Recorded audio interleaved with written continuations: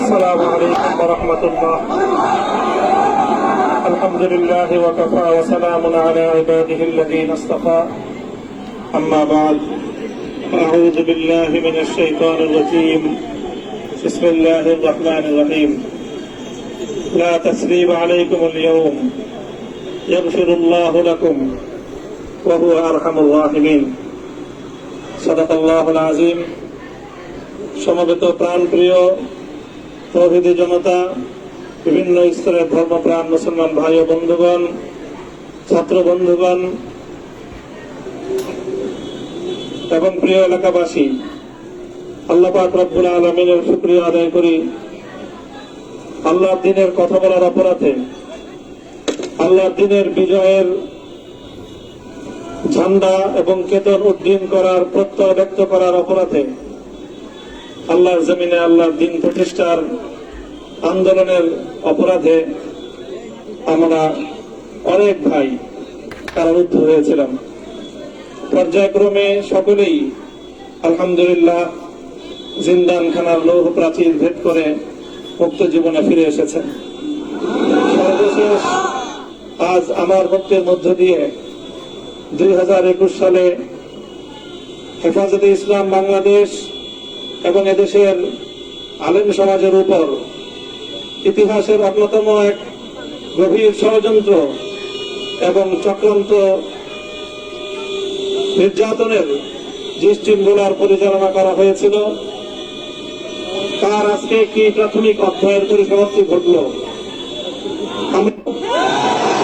অন্যায়ভাবে আমাদেরকে কারারুদ্ধ করা হয়েছে, বুলেটের আঘাতে আমাদের ভাইদেরকে হত্যা করা হয়েছে।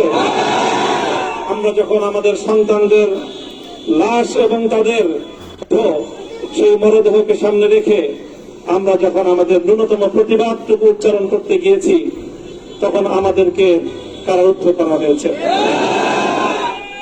আমাদেরকে নানাভাবে নিষ্পেষণ করা হয়েছে, আমাদেরকে জনগণ থেকে বিচ্ছিন্ন করার সব ধরনের অপচেষ্টা চালানো হয়েছে।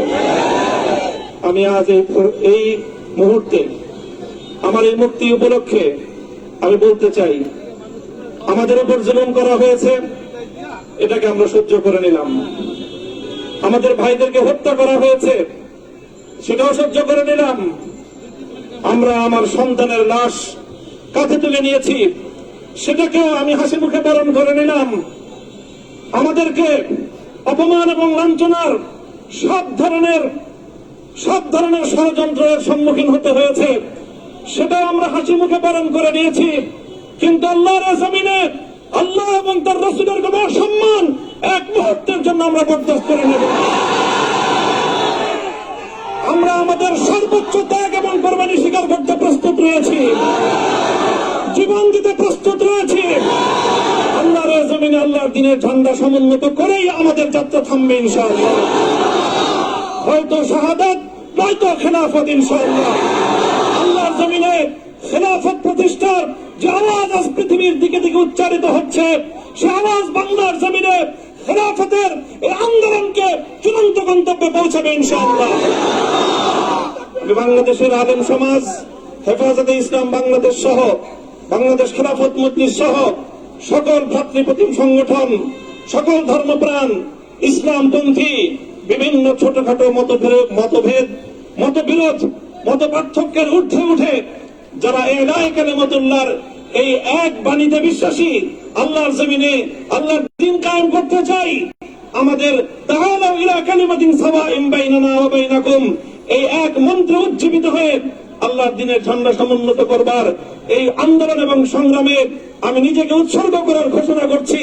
এবং আমার সকল ভাইদেরকে, আমি সকল উলামায়ে কেরামকে এবং ধর্মপ্রাণ মুসলমানদেরকে, ইসলামী নেতৃত্বকে ঐক্যবদ্ধভাবে এই সংগ্রামের ঝান্ডা সমুন্নত করবার, ধারণ করবার আহ্বান জানাচ্ছি। এবং আপনাদের সকলকে আবার শুকরিয়া জ্ঞাপন করছি যে আজকে আপনারা এভাবে আমাকে উৎসাহিত করেছেন, উজ্জীবিত করেছেন। আল্লাহ পাক আপনাদের সকলকে উত্তম বিনিময় দান করুন। প্রিয় ভাইরা,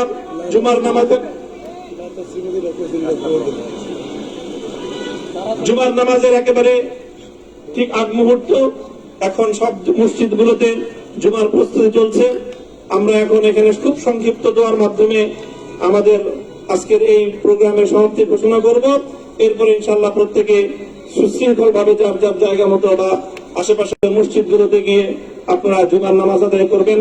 আমি আবারও বলছি, আমি আমার আলোচনার শুরুতে কোরআনে পাকের সেই আয়াতটুকু তেলাওয়াত করেছিলাম, হযরত ইউসুফ আলাইহিস সালাতু ওয়াস সালাম কারামুক্তি এবং প্রকৃত যারা অন্যায়কারী ছিল সেই অন্যায়কারীদের স্বরূপ ওনার সামনে উন্মোচিত হয়ে যাওয়ার পর, জাতির সামনে তাদের স্বরূপ উন্মোচিত হয়ে যাওয়ার পর তিনি যে কথা বলেছিলেন, আমিও নবী ইউসুফ আলাইহিস সালাতু ওয়াস সালামের অনুসারী হিসাবে তার সুরে সুর মিলিয়ে কণ্ঠে কণ্ঠ মিলিয়ে কথাই বলতে চাই, লা তাসরিবা আলাইকুমুল ইয়াওম, ব্যক্তিগত আক্রোশের প্রতিশোধ আমরা কারো কাছ থেকে গ্রহণ করব না।